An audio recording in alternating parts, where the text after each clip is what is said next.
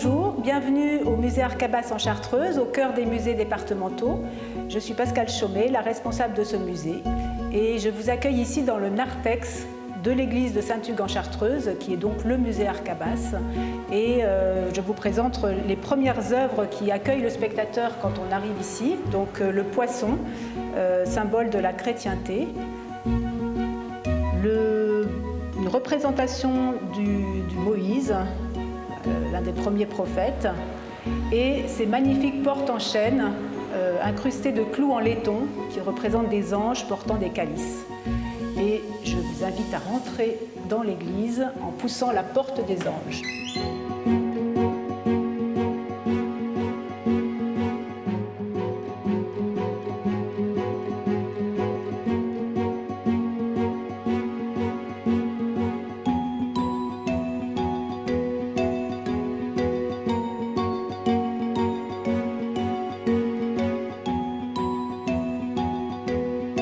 Nous sommes maintenant dans l'église elle-même, qui a été entièrement décorée par l'artiste Arcabas au fil de plus de 30 ans et qui est devenu un musée en 1984 quand Arcabas, considérant qu'il avait terminé son œuvre, en a fait don au département et c'est à ce moment-là qu'elle est devenue un musée. Alors, ici, quand on pénètre dans l'église, on est tout de suite pris par le foisonnement des couleurs, la lumière et puis l'espace lui-même, parce que Arcabas était un artiste sculpteur, mais il avait aussi un regard d'architecte et on voit bien qu'il a entièrement redessiné l'architecture de cette église en repeignant les arceaux, en faisant ce fond blanc sur l'ensemble des murs et des voûtes.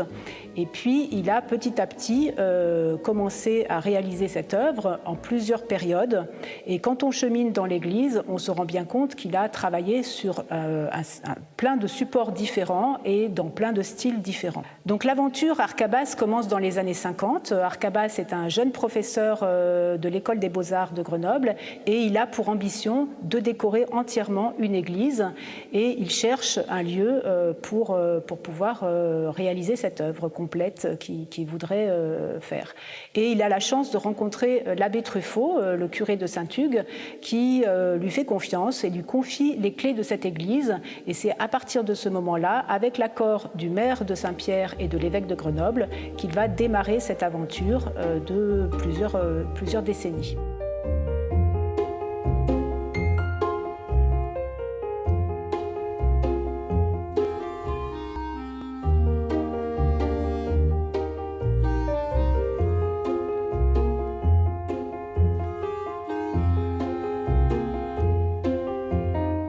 Alors bien sûr, ici, on est dans une église qui au départ était tout à fait banale et que Arcabas, dans son premier geste, a complètement transformé. Il a vidé tout ce qui faisait la décoration de l'époque et il a réalisé les vitraux, notamment, pour transformer la lumière, ces vitraux jaunes qui apportent une note très chaleureuse à l'ensemble de l'église.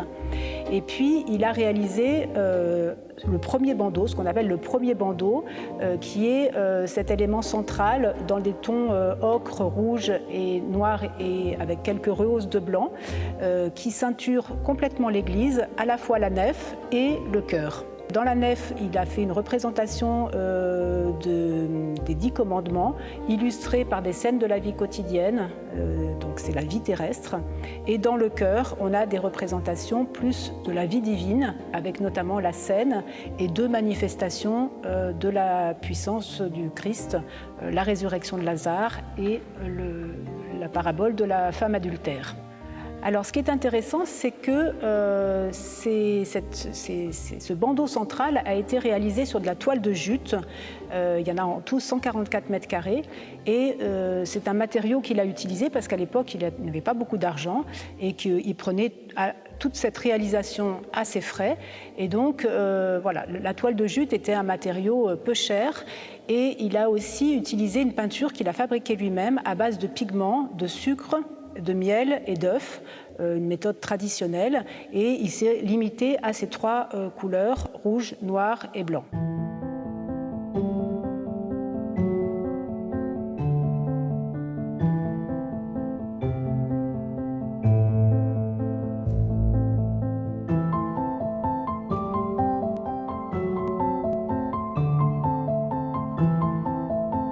avec la réalisation de cet autel qui fait partie du mobilier liturgique que Arcabas a réalisé également, il considère que son œuvre est terminée, l'église est inaugurée et à ce moment-là, il part au Canada pour enseigner pendant quelques années.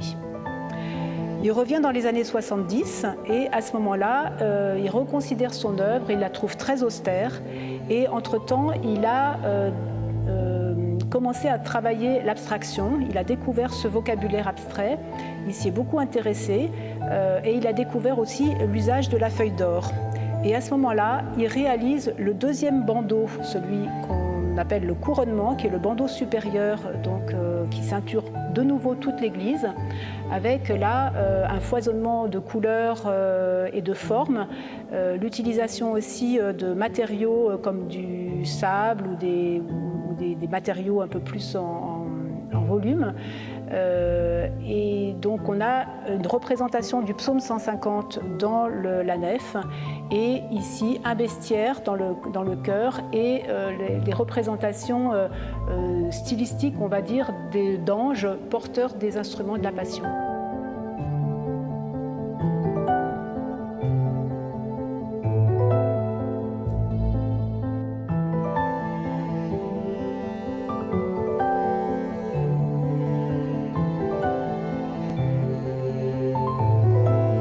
Donc là, je me trouve à côté du tabernacle, un objet très singulier, une sculpture vraiment intéressante que Arcabas a réalisée dans un bloc de pierre d'une seule portion, qui représente un ange dont il a dû replier les ailes parce que le bloc n'était pas suffisamment grand pour qu'il puisse les déployer. Et il est à la fois effrayant et en même temps très protecteur. Il protège évidemment le coffret du tabernacle. Donc, en 1984, Arcabas fait don de son œuvre déjà réalisée au département de l'Isère et l'église devient donc un musée. Et puis, il continue quand même à venir, à considérer tout ce qu'il a fait et il a l'idée de rajouter un dernier bandeau qu'on appelle la prédelle, qui est constitué de 53 toiles qui sont véritablement des illustrations dont l'inspiration est vraiment dans les textes des évangiles. Et donc, il installe ce bandeau tout au long de l'église de nouveau et à hauteur d'œil, on est vraiment presque comme dans une galerie, dans son atelier, véritablement.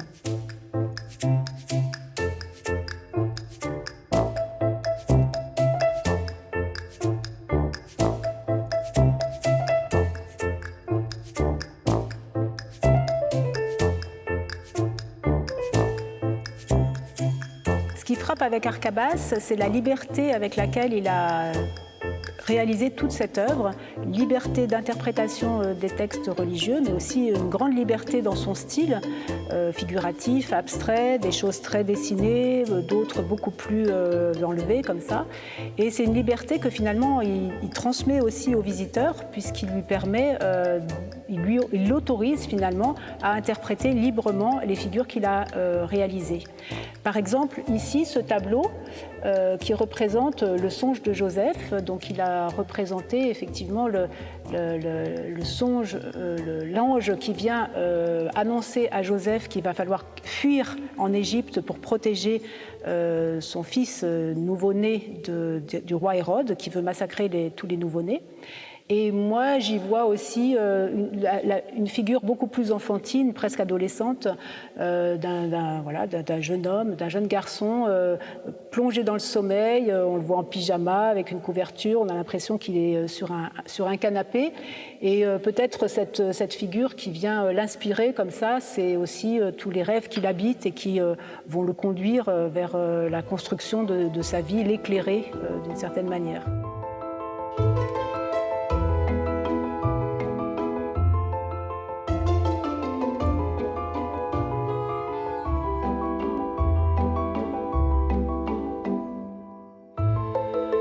Dans les chapelles latérales, l'artiste propose une circulation entre des représentations de la vie et de la mort. Donc ici en face de moi, on a une représentation de la Vierge à l'enfant avec une cohorte des anges. Et ici derrière moi, une représentation du Golgotha avec cette inscription étonnante, naissance, qui est en fait une indication de la naissance de la foi à partir de la crucifixion du Christ.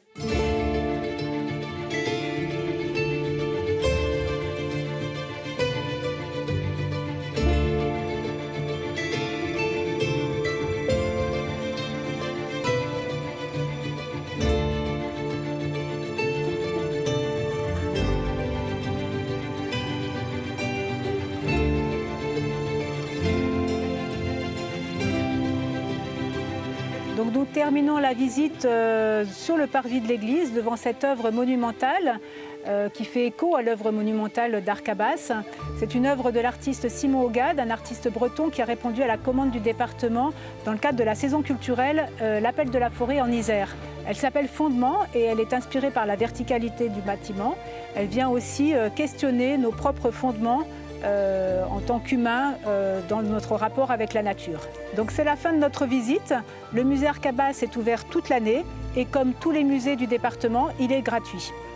Vous pouvez retrouver toutes nos informations sur le site du département.